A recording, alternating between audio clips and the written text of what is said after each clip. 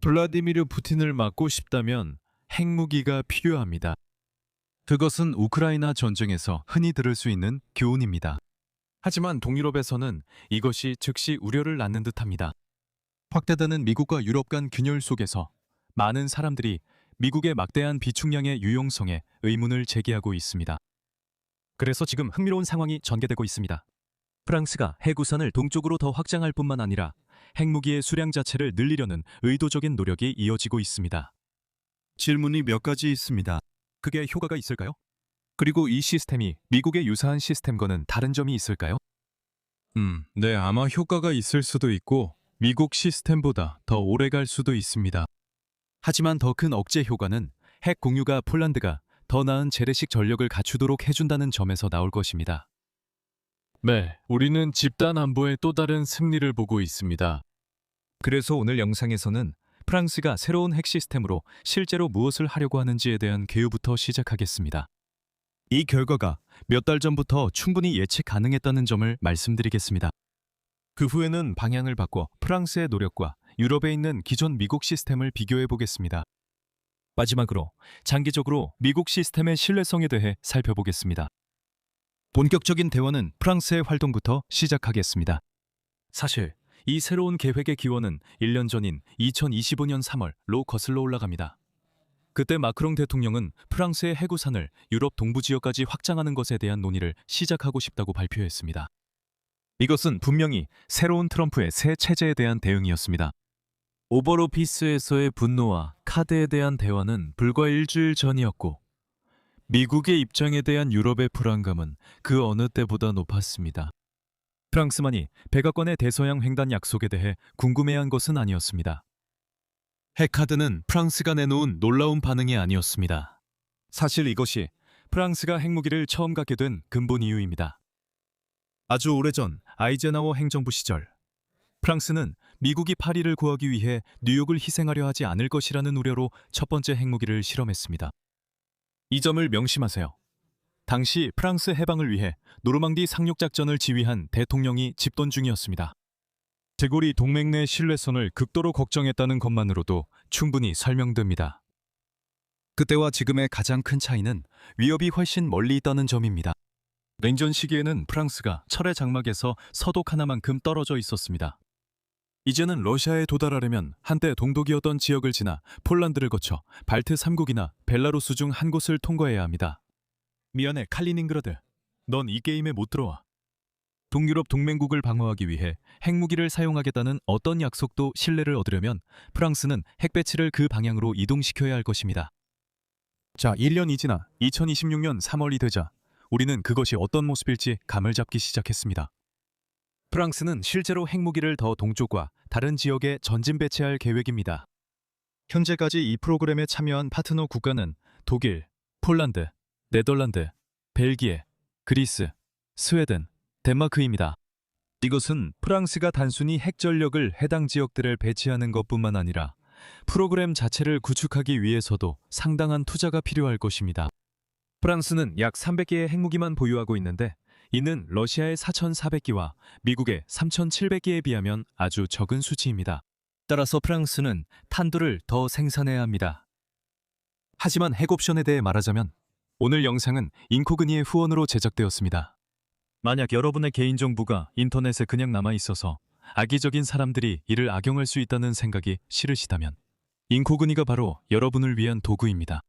그리고 인코그니가 기술적으로는 세계 10번째 핵보유국은 아니지만 비유적으로는 강력한 망치를 가지고 있습니다. 여러분의 집 주소, 직장 이력, 심지어 정치 성향까지 웹사이트와 데이터 브로커 등록부에서 삭제할 수 있습니다. 그렇지 않으면 여러분의 이름으로 사기 대출이 발생하거나 스토커가 여러분을 추적할 수도 있습니다. 또한 모든 것을 제거하는 원자폭탄 대신 정밀한 맞춤형 삭제 기능도 제공합니다. 그러니 incognito.com/윌리엄 스패니얼로 가서 여러분의 개인정보를 되찾으세요. 쿠폰 코드 윌리엄 스패니얼 한 단어로 입력하시면 연간 플랜을 60% 할인받으실 수 있습니다. 이것은 미국이 냉전 기간 동안 핵무기 프로그램을 연구, 개발, 실험, 제조하는 데 쓴 비용의 단 0.000000166% 불과합니다. 정말 대단한 혜택이죠. 오늘 영상 스폰서 인코그니께 다시 한번 감사드립니다. 이제 여기서 잠깐 멈추고 국제 관계에 대한 중요한 점을 이야기하면서 약간 자축도 해보고 싶습니다. 이 채널에서 자주 다루는 주제 중 하나는 흥미로운 지정학적 질문 대부분이 답하기 어렵다는 점입니다. 우크라이나 전쟁이 어떻게 끝날지 자신 있게 말씀드릴 수 있다면 멋지겠지만 그러려면 크렘린만이 알고 있는 정보와 키이우만이 알고 있는 또 다른 정보를 모두 알아야 합니다. 국가들이 서로 비밀을 지킨다면 하루 종일 키보드 앞에 앉은 남자는 무력할 뿐입니다. 그럼에도 불구하고 지정학을 즐겨 따라가는 사람에게 큰 발전 중 하나는 모르는 것이 있어도 괜찮다는 사실을 깨닫는 것입니다. 그리고 사실 그 불확실성을 감안할 때 전략적 요인을 이해하려고 노력하는 것이 지나치게 자신감 있는 예측을 하는 것보다 훨씬 더 흥미롭습니다. 그래도 국제적인 사건들이 완전히 예측 가능한 순간들이 있습니다. 그리고 이것이 바로 그런 경우 중 하나입니다. 네토의 경제적 배경을 이해한다면 폴란드가 핵무기를 개발한다는 것은 전혀 말이 되지 않습니다. 프랑스와 영국은 다른 모든 핵보유국들과 마찬가지로 설령 그 나라가 동맹국이라 하더라도 또 다른 나라가 핵보유국 클럽에 가입하는 것을 결코 반기지 않을 것입니다. 한편 저는 폴란드가 어디에서 핵무기 프로그램 예산을 마련할 수 있을지 전혀 감이 오지 않습니다. 핵무기가 인터넷 프라이버시만큼 저렴하다는 생각은 영원히 버려야 합니다. 그렇지 않습니다. 바르샤바는 해답을 위해 예산을 크게 조정해야 할 것입니다. 폴란드는 이미 유럽에서 가장 강력한 보병을 보유하기 위해 GDP의 거의 5%를 지출하고 있기 때문에 그것은 현실적이지 않습니다. 그 핵무기가 러시아의 슬로바키아 침공을 어떻게 막을 수 있나요? 폴란드 핵무기가 러시아의 나르바 침공을 어떻게 막을 수 있을까요? 에스토니아 핵무기가 러시아의 나르바 침공을 막을 수 있을까요? 그러니까 물론 핵무기가 효과를 발휘하는 어떤 시나리오를 만들어낼 수도 있겠죠. 하지만 일반인들은 핵무기를 만능 해결책처럼 여기는 경향이 있는데 사실 전혀 그렇지 않습니다. 그리고 그 점이 확실하지 않다면 인도에게 그 이론이 얼마나 잘 통했는지 물어보세요. 반면에 국경 방어에 200억 달러를 더 쓰면 러시아의 침공을 막을 수 있다는 것은 매우 쉽게 설명할 수 있습니다. 말 그대로 러시아 침공을 물리적으로 막는 일입니다. 물론 여기서 실제로 일어나고 있는 일은 그것이 아닙니다. 오히려 프랑스의 핵 확장이 폴란드가 국경 근처에 둘 푸틴 억제용 미사일을 계속 구매할 수 있게 해주는 것입니다. 그리고 그것이 제게 더 중요한 시사점입니다. 신뢰할 만한 핵 위협에 따른 문제에도 불구하고 핵 영향력이 동쪽으로 확장되면 크렘린궁을 주저하게 만들 것입니다. 그리고 결정적인 순간에 프랑스가 행동하지 않을 수도 있습니다. 하지만 새로운 교리를 구축하는 것은 위기가 시작될 경우 어떤 형태로든 사고가 발생할 위험을 높입니다. 그리고 핵무기의 통제 불가능한 측면 자체가 일종의 억지력이 됩니다. 그러나 프랑스의 해구산 확대의 재래식 방위에 더 많은 자금을 투입할 수 있게 해 궁극적으로 더 큰 억지 효과를 가져올 것입니다. 집단 안보는 항상 그렇게 작동해왔고 분명히 전 세계적 갈등의 이 시대에도 집단 안보는 계속 그렇게 작동할 것입니다. 다음으로 프랑스가 실제로 여기서 무엇을 하고 있는지 좀 더 살펴봐야 합니다. 이는 미국이 운영하는 기존의 핵공유 프로그램과 비교해보는 것이 가장 잘할 수 있습니다. 그리고 이 대화는 우리가 다음에 하게 될 신뢰성에 관한 대화에 중요한 배경을 제공합니다. 첫째로, 참가자들이 동일하지 않습니다. 미국은 독일, 이탈리아, 벨기에, 네덜란드, 터키와 협력하고 있습니다. 둘째로, 프랑스는 핵무기 사용 결정과 실제 발사 권한을 모두 보유하고 있습니다. 반면에 미국의 방식은 이상합니다. 현재 동맹국에 배치된 핵무기는 여전히 미국의 통제하에 있습니다. 그러나 미국 동맹국들은 이중 운용 항공기를 보유해 대통령이 그 항공기에 미국 핵무기 탑재를 승인할 수 있습니다. 그 시점에서는 최종 결정과 발사가 동맹국들의 손에 넘어갈 수도 있습니다. 이렇게 하면 미국이 발사에 대한 책임을 지고 싶지 않은 극단적인 상황에서도 무기를 제공한 것에 대한 어떤 처벌이든 감수할 의향이 있다는 점에서 신뢰성이 생깁니다. 주요 차이점은 무기고 종류입니다. 프랑스는 도시를 파괴하기 위한 대형 전략폭탄만 보유하고 있습니다. 반면 미국이 전진 배치하는 무기는 전술 핵무기로 이는 진격하는 병력 집단을 제거하기 위해 더 작은 폭발력을 낼 수 있다는 의미입니다. 사람들은 핵이라는 말을 듣자마자 모든 뉘앙스가 사라집니다. 하지만 이 무기들은 매우 다른 용도를 갖게 됩니다. 러시아 병사들이 몰려올 때 핵무기를 발사하겠다고 위협하는 것이 상트페테르부르크를 폭격하는 것보다 훨씬 쉽다고 상상할 수 있을 겁니다. 프랑스와 더불어 미국 무기도 더 많이 쓰일 수 있습니다. 미국이 동부 측면에 핵무기 배치를 확대하는 방안에 대한 논의도 있습니다. 여기서 가장 먼저 주목할 점은 이것이 트럼프의 일이라는 프레임에서 반드시 벗어나야 한다는 것입니다. 첫째로, 지금부터 2029년 1월까지 미국의 핵무기가 실제로 관련될 가능성은 낮습니다. 유럽의 주요 위협은 우크라이나 전쟁이 끝나야 시작될 수 있습니다. 그러나 그 분쟁은 여전히 해결될 조짐이 없고 매일 아침 드론 공격 소식이 나올 때마다 시계가 다시 초기화되는 듯합니다. 따라서 이것을 트럼프가 미래 대통령들이 물려받게 될 기반 시설을 구축하는 것으로 생각하는 것이 더 낫습니다. 그래서 트럼프가 실제로 핵 사용을 실행할지에 대해 고민하기보다는 그의 후임자들이 그렇게 할지에 대해 더 생각해야 합니다. 우리가 대화의 방향을 바꿔야 할 또 다른 주제는 트럼프 이후의 안보 정책 수정에 관한 것입니다. 여기서 일어나는 일에는 두 가지 오해가 있는데 이는 정치와 지정학 전략을 잘못 이해한 것입니다. 첫째, 트럼프의 나토 탈퇴 위협은 유럽이 미국과 더 많은 지출을 하게 하려는 의도였습니다. 일부 온라인 논평에서는 나토 동맹국 공약이 늘었지만 미국이 유럽에서 자산을 철수하는데 분노가 나타납니다. 그것이 이 문제의 본질이 아니었습니다. 유럽 방위비 지출을 늘리자는 전체 목적은 유럽의 안보를 유럽이 주로 책임지게 하려는 것이었습니다. 그렇게 되면 미국은 더 많은 자원을 다른 곳, 주로 인도태평양 지역에 투입할 수 있게 됩니다. 미국이 유럽이 만들어낸 모든 것을 미국도 다 맞춰준다면 다른 곳에 보낼 여유가 없어집니다. 많은 외교적 노력이 투입됐음에도 상황이 혼란스럽게 느껴집니다. 하지만 대부분의 대화는 그 과정을 조율하기 위한 것이어서 서방이 불필요한 안보 공백을 남기지 않도록 하기 위한 것입니다. 두 번째로, 위기 상황에서 워싱턴이 어떻게 대응할지 논의하는 것이었는데 미국 역시 동시에 대만에서 무슨 일이 일어날지 걱정해야 하기 때문입니다. 그것은 주고받기식 거래를 하는 게 아니었습니다. 오히려 유럽의 국방비 증가는 미국의 군사력을 대체하는 역할을 했습니다. 군사 전략의 핵심 개념인 대체 수단에 대해서는 곧 다루겠습니다.